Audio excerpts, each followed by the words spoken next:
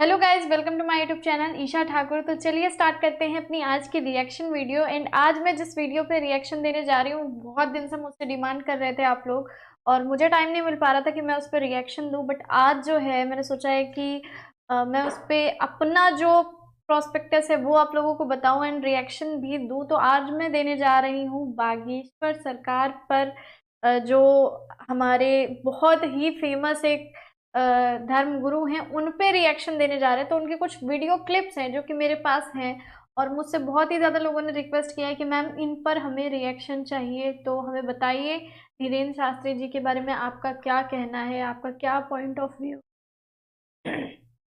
तो चलिए स्टार्ट करते हैं। तो मेरे पास कुछ क्लिप्स आई हैं जिनको मैं स्टार्ट कर रही हूँ।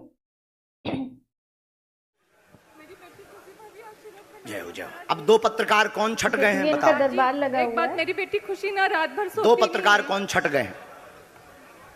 आप लोग स्वयं छट जाइए, देखो नहीं तो विरोध होगा, नहीं तो ये कहेंगे अच्छा तो फिर ये तो नहीं कहोगे तुम कि गुरुजी के से सेटिंग है। बोलो हैं? तो दो पत्रकारों को बुला रहे हैं गुरु।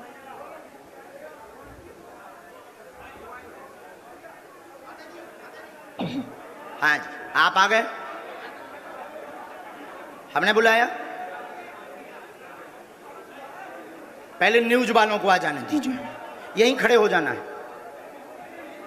अच्छा रुको रुको, हम बुला लेते हैं, फिर लड़ो मत। एक तो ये बहन जी हो गई, सबकी सम्मति है, हैं?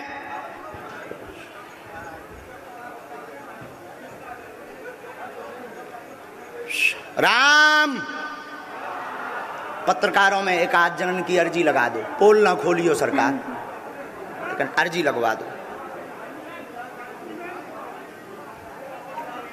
पहले नंबर तो बहन जी, हम एक पर्चा बनाते हैं, पुरुषों में महिलाओं में पर्चा हम पहले से, जिसे कहते हैं बिफोर टाइम बनाकर रखेंगे। अभी तक हम जिनको बुला रहे हैं वो हमारे लोग हो सकते हैं, पहले हम पर्चा बना के रखेंगे और आप जिसको बहन जी लेकर आएंगे उसी का पर्चा ये निकलेगा। मतलब कितनी बड़ी बात समझ आ गया? हम पहले पर्चा लिख लेंगे, जिनको हम अभी तक बुला रहे हैं वो हमारे हो सकते हैं, लेकिन आप जिनको लेकर के आएंगे उसी का पर्चा का प्रश्न लिखा मिलेगा। पुरुषों में महिलाओं में चारों पंडालों में पीछे जाकर आपका नहीं होना चाहिए, शर्त ये है आपका परिचय का नहीं होना चाहिए, और चारों पंडालों में आप किसी को ले आना, उसी का पर्चा निकलेगा। उसके बाद और पत्रकारों को मौका मिलेगा। दूसरा, इसके बाद हम बनाएंगे 4 पर्चे, नंबर 1 से 4 तक, और चारों पर्चे रख लेंगे। 4 व्यक्ति 4 पत्रकार 4 व्यक्ति लेकर आएंगे, जो पत्रकार जिस नंबर का पर्चा बोलेगा हम वही पर्चा खोलेंगे और वही बात उस व्यक्ति की उस पर्चे में मिलेगी। अब लगाओ अपनी बुद्धि, अपना तर्क, अपना विज्ञान, अपनी पढ़ाई, जितनी तुम्हारी बुद्धि हो, और एक पत्रकार की अर्जी भी लगाएंगे। अब जिसकी भी लगेगी लगाएंगे, 2 की भी लगा देंगे। तो बहन जी हम लिख रहे हैं, आप लेकर आओ, लेकिन आप रहेंगी वहीं, जाओ वहां जाकर जाना पड़ेगा, यहां से थोड़ी। आप अगर किसी का नाम लेकर बुला सकती हो तो बुला लो, अगर सकती हो ऐसी, हैं? हाँ इसीलिए तो, हाँ जो जा सकती नहीं है ना तुम्हारे लोग, जाओ वे ऑफ टॉकिंग इनका बहुत। हम लिख रहे हैं जब तक।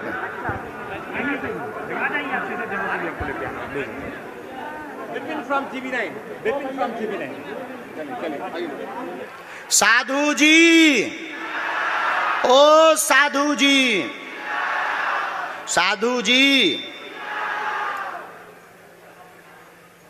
क्या स्पीड से पर्चा लिखा जा रहा है? इधर स्पीड मेरी भी नहीं है जब मैं लिखती हूँ।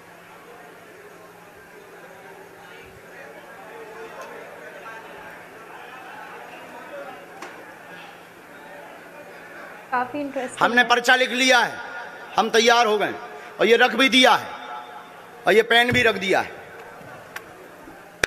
देखते हैं दम कितना बाजुए कातिल में है।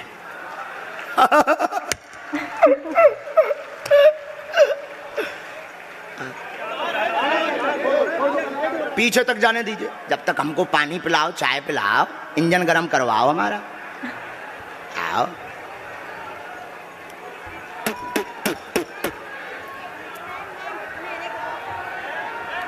तुम लोग सीताराम जपो। भारत के इतिहास में ऐसा किसी भी दरबार में नहीं हुआ होगा। क्यों सुदर्शन न्यूज वाले, ऐसा हुआ ना हो सकता हो? क्या ऐसी कोई खुली चुनौती ललकार कर दे सकता है? जिसमें दम होगा वही बोलेगा। हमारे बालाजी में दम है, हम बोलते हैं। हम में नहीं है, आई हम तो टाए टाए फुस, पर हमारे इष्ट में है। आओ चाय भी पिएंगे।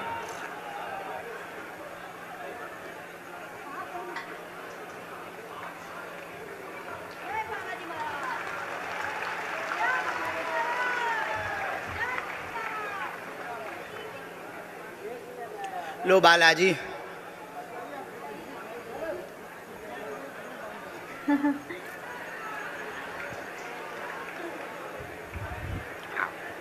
ऐसी चीजन में हमें बड़ो मजा आउ।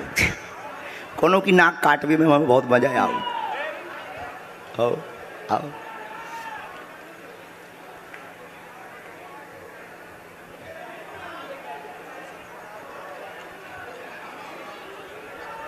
शासन प्रशासन ने आज बताया है कि रायपुर के इस दरबार में इतिहास बन गया। 4 लाख लोग यहाँ पर पहुंच गए हैं।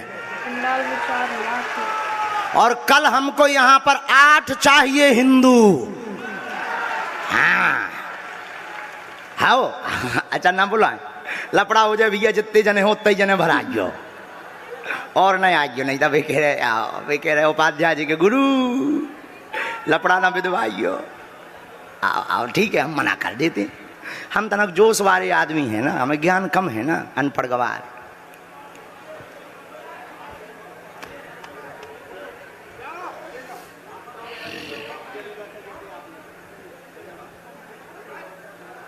श्री राम जय राम, श्री राम जय राम।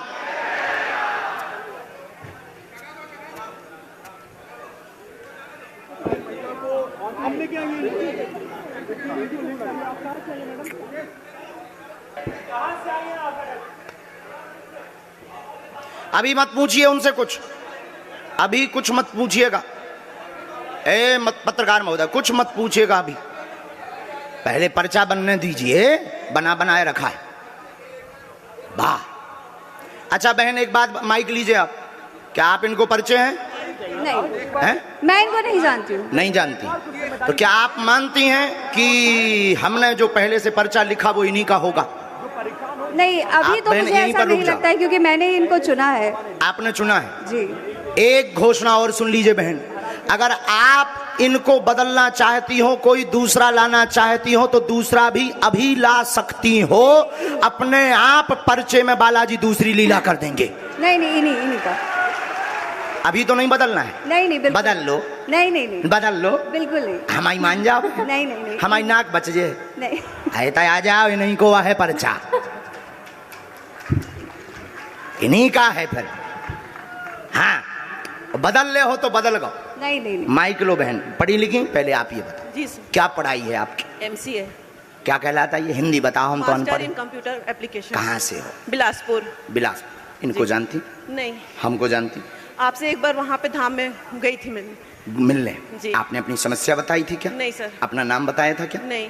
किसी ने वहाँ पूछा था क्या? नहीं। यहाँ पर प्रायोजित ढंग से आई क्या? नहीं। ये पत्रकार वाली बहन को आप जानती हो? नहीं। आपका प्रश्न क्या है? बच्चे को झूठ तो नहीं बोल रही? नहीं। इनका नाम क्या है? दिव्यांश सिंह। नजदीक आओ, हिंदी तो बहुत अच्छी है आपकी। जी। राम, नजदीक आओ। बालाजी, आपके मन में 2 प्रश्न हैं। बालक का प्रश्न है, कृपा होगी, चल नहीं पाता, स्वास्थ्य ठीक नहीं, नसें टेढ़ी हैं, धन की तंगी भी बनी, वो ठीक हो जाएगा, दिव्यांश स्वस्थ होगा, आशीर्वाद है। जय जय श्री राम। पर्चा बोलिए। जी सही है। माइक से बोलिए। बिल्कुल सही है। बिल्कुल सही है। बिल्कुल सही किसी है। को यहाँ बताया था? नहीं, मैंने कहीं एक नहीं मंत्र हम आपको दे देते हैं, इसका प्रयोग करिए, धाम की पेशी करिए, बालाजी कृपा करेंगे, आशीर्वाद। जी। क्या इसको झटका भी आते हैं? हाँ, आता था। अब तो आराम है? हाँ, पहले से काफी आराम है। अब तो इसको जो है 2-3 महीने में एक बार रात को सोते समय आता है? कभी कभी ऐसा। हाँ, बालाजी कृपा करेंगे, आर्थिक उन्नति होगी जी। और झटका बंद होंगे। ये मंत्र हमने 2 लिखे इसमें, एक ये ऊपर का, एक ये नीचे का। ये मंत्र है दक्षिण धन की उन्नति के लिए, ये मंत्र है बालक के लिए, क्योंकि आपके कुल में देवी है, आपके कुल में पूज्य देवी है। हाँ, और आप बिलासपुर की नहीं है, किसी गांव के निवासी है। कुल देवी किसी गांव की हमारे पास आई है। देवी है उर्दना, हाँ, कानपुर के पास। हाँ, गांव में है कोई जी। तो आप बिलासपुर की निवासी नहीं है। उनको श्रृंगार देते रहिए। हमारे बालाजी कह गए कि जो ठीक हुई है, समय लगे, पूर्ण आराम नहीं, पर 40% हम मंत्र चिकित्सा में अपने बालाजी से प्रार्थना कर देंगे। सीताराम, मूर्ख तो नहीं बन गई, नहीं नहीं, अंधविश्वास में तो नहीं पड़ गई? नहीं, बिल्कुल नहीं। जय सियाराम। जय सियाराम। लो उठो। ये वीडियो देख करके ना मेरा एकदम से रोंगटे जैसे एकदम खड़े हो गए। और क्या ही बताऊं, मतलब इनके बारे में देखिए, धीरेन्द्र शास्त्री जी के बारे में सबके अपने अलग अलग ओपिनियन हो सकते हैं, पर मेरा जो अपना ओपिनियन है वो ये है। देखिए वीडियोस तो काफ़ी हैं, बट मेरा जो अपना ओपिनियन, फ़िलहाल मैंने इस वीडियो को देखा और यहाँ पे मैंने जो है ज़्यादा लंबी क्लिप नहीं ले जाना चाहती थी मैं, सो मैंने अभी एक ही वीडियो क्लिप रखी हुई है। और आप लोगों ने, आई थिंक मोस्टली लोगों ने इनकी वीडियोस देखी होंगी, 80 to 90% आई थिंक लोग जानते होंगे, वीडियोस देखी होंगी।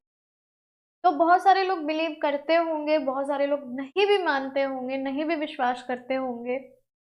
बट मेरा जो अपना ओपिनियन है, मैं कभी इनके धाम में नहीं गई, कभी मतलब मैंने ना सामने से देखा, ना शायद अभी ऐसा जाने का कोई विचार भी नहीं हुआ। हाँ, आगे जब ईश्वर की मर्जी हुई तो ज़रूर, अगर मौका मिला तो। बट अगर मैं कहूँ तो मुझे ये कहीं से फेक नहीं लगा। अब आप कहेंगे क्यों फेक नहीं लगा, बहुत सारे लोग जो नहीं मानते हैं इसको, तो इसमें बहुत सारे रीजंस है मेरे पास। पहला रीजन ये है कि जब भी ये कुछ भी बताते हैं, लाइक जो भी बातें बताते हैं, पहली बात तो ये उसको अच्छे से, अब जैसे बहुत सारे लोग बोलते हैं कि माइंड रीडिंग कर लेते हैं, ठीक है, धीरेन्द्र शास्त्री जी माइंड रीडिंग कर लेते हैं। तो माइंड रीडिंग करने के लिए एक ऐसा एटमॉस्फेयर चाहिए होता है, एक ऐसा माहौल चाहिए होता है जहाँ पे जो माइंड रीडर है वो अच्छे से उस बंदे से थोड़ा सा उसका अटैचमेंट हो पाए, वो ऐसा कुछ पूछ पाए, उससे कुछ जुड़ पाए, और तब उसकी वो माइंड रीडिंग करे। माइंड रीडिंग ऐसे नहीं होती कि अगर मैं यहाँ से किसी एक इंसान को खड़ा करूँ और उससे बोलूँ कि आप अपने मन से किसी भी पर्सन को ले आइए, चारों पंडालों में से उठा के किसी को, और फिर आप उसका पहले से ही पर्चे में सब कुछ लिख के रख दे रहे हो, ये माइंड रीडिंग नहीं होती है, ठीक है। तो माइंड रीडिंग और ये अपने आप में, दोनों में बहुत ज़्यादा डिफरेंस, पहली चीज़। और दूसरी चीज़ जो मैं ये बोलना चाहूँगी, तो देखिए जो भी लोग धर्म में विश्वास रखते हैं, धर्म में आस्था रखते हैं, तो उनके हिसाब से अगर मैं धार्मिक तौर पर ये कहूँ तो ये बात कोई बहुत बड़ी नहीं है, क्योंकि अगर हम धर्म पर विश्वास रखते हैं, हम अपने हनुमान जी पर विश्वास रखते हैं, अपने बालाजी पर विश्वास रखते हैं, तो देखिए हमारा धर्म ये कहता है और हमारे शास्त्रों में ये लिखा है कि हनुमान जी जो हैं वो अमर हैं, ठीक है, उनकी कभी मृत्यु नहीं हो सकती, उन्हें अमरता का वरदान प्राप्त है। तो वो ऐसा कहा जाता है, ऐसा हमारी माताएं कहती थी, मेरी मम्मी बोलती हैं कि जहाँ पे भी धार्मिक चर्चा होती है, जहाँ भी श्री राम जी की चर्चा होती है, वहाँ हनुमान जी जो है मतलब हमें दिखाई नहीं देते, बट वहाँ होते हैं, क्योंकि वो राम जी के इतने बड़े भक्त हैं कि वो उनकी चर्चाएं सुनते हैं, ठीक है, और उससे बहुत ही प्रसन्न होते हैं, और उससे उनमें और ज़्यादा क्या होता है, शक्ति आती है। तो ये बात कहीं ना कहीं अगर धर्म के हिसाब से हम माने तो बिल्कुल सही है कि गाइस हनुमान जी जो है वो जीवित हैं और उन्हें अमरता का वरदान प्राप्त है हमारे धर्म। मैं यहाँ पे बिल्कुल भी तर्क और विज्ञान को नहीं रखना चाहूँगी, क्योंकि मैं जो हूँ वो एक आस्तिक लड़की हूँ, ना कि एक नास्तिक लड़की। मैं साइंस पर बिलीव करती हूँ, लेकिन मैं अपने धर्म पर बहुत ज़्यादा बिलीव करती हूँ, और मेरा जो धर्म है, जो मेरा सनातन धर्म है, मैं उसके लिए बहुत ही ज़्यादा उस पर प्राउड फील करती हूँ, क्योंकि वहाँ मैंने बहुत सारी ऐसी चीज़ें देखी जो साइंस कहीं ना कहीं जिनको बाद में सच मानती, और वो हमारे सनातन धर्म का बहुत पुराने टाइम से हिस्सा रहा है। तो अगर आप आत्मा पर विश्वास करते हैं, अगर आप भूतों पर विश्वास करते हैं, तो इस पर क्यों नहीं, ठीक है। और मैं, ये मेरा अपना ओपिनियन है कि मुझे ये चीज़ें गलत नहीं लगी, ठीक है, किसी को गलत लग सकती हैं, कोई भी दिक्कत वाली बात नहीं। अगर आपको गलत लगती हैं तो भी ठीक है, सही लगती है तो भी ठीक है। हर इंसान अपना ओपिनियन रखने के लिए इंडिपेंडेंट है, वो अपनी बातें, अपना मत रखने के लिए स्वतंत्र है, कुछ भी सोच सकता है, ठीक है। किसी पे कोई भी चीज़ मैं थोपना नहीं चाहूँगी कि आपका इसके बारे में क्या मत है। मुझे लेकिन जो लगा वो ये लगा कि अगर आप दुनिया में इतने सारे, देखिए क्रिश्चियंस लोगों का बहुत सारा ऐसा होता है, वो कहते हैं हम ये बीमारी सही कर दे रहे, वो बीमारी सही कर दे रहे, एंड बहुत सारे लोग उस पर बिलीव करेंगे। लेकिन यहाँ पर अगर कुछ सनातन धर्म की कोई चीज़ दिखाई जा रही है तो उस पर इतना ज़्यादा ब्लेम क्यों, उसे गलत ठहराने की इतनी कोशिश क्यों आखिर? क्योंकि वो सिर्फ एक धर्म विशेष का है? नहीं, हमारे भारत में प्रत्येक धर्म के लिए उतना ही महत्व है और उतना ही सभी के लिए प्रेम है, सभी धर्मों के लिए। इसलिए किसी एक धर्म या किसी एक पक्ष की बात पे हमें कभी भी सुन करके उसको निगलेक्ट नहीं करना चाहिए, बल्कि उसके बारे में जानना चाहिए। और अगर कहें तो इससे कोई भी निगेटिव इफेक्ट नहीं पड़ रहा कि वो कुछ बहुत ऐसा गलत कर दे रहे हैं। वो ऐसा नहीं बोलते कि हाँ आप डॉक्टर को नहीं दिखाओ, बिल्कुल दिखाओ। वो ये भी नहीं कहते कि मैं 100% चीज़ों को सही कर दूंगा। वो बोलते हैं हाँ अगर हमसे हो पाएगा 30 to 40% हम कर देंगे। वो भी वो उसी को बुलाते हैं जिसपे उन्हें लगता है, जिसपे उनके हिसाब से बालाजी जिनकी प्रेरणा देते हैं उन्हें वो बुलाते हैं। तो बहुत सारे लोग आते हैं गाइस, और उसमें से बहुत कम लोग हैं जिनकी जो अर्जी लग पाती है, पेशी होती है। तो गाइस मेरा तो यही मानना है कि मैं इसे झुठला भी नहीं पाऊंगी, क्योंकि मेरा मन इसे सही मानता है। और हो सकता है, देखिए बहुत सारे लोग जो है माइंड रीडिंग करते हैं, हो सकता है कुछ ना कुछ माइंड रीडिंग हो, बट उन्होंने कभी खुद का क्रेडिट नहीं लिया। उन्होंने खुद कभी नहीं कहा कि मैं सर्वज्ञ हूँ, मुझे सब पता है। नहीं, उन्होंने बोला मुझे बालाजी की, ठीक है। और ऐसा होता है कि जब आप किसी एक पर्टिकुलर को इतना ज़्यादा मानते हैं तो सिद्धियां कहीं ना कहीं अपने आप डेवलप हो जाती हैं। तो गाइज मेरा आज की वीडियो में यही मानना था कि ये मेरे हिसाब से तो रियल है। अब आप कमेंट में बताना आपको कैसा लगता है, और धीरेन्द्र शास्त्री जी के बारे में आपके क्या विचार हैं, आपकी क्या राय है। बागेश्वर धाम सरकार आप कभी जाना चाहेंगे, वहाँ पर विजिट करना चाहोगे या जा चुके हो, आपका क्या एक्सपीरियंस रहा, ये सारी चीज़ें आप मुझे कमेंट में बताइएगा। तो हम मिलेंगे अपनी नेक्स्ट वीडियो में, तब तक बाय बाय।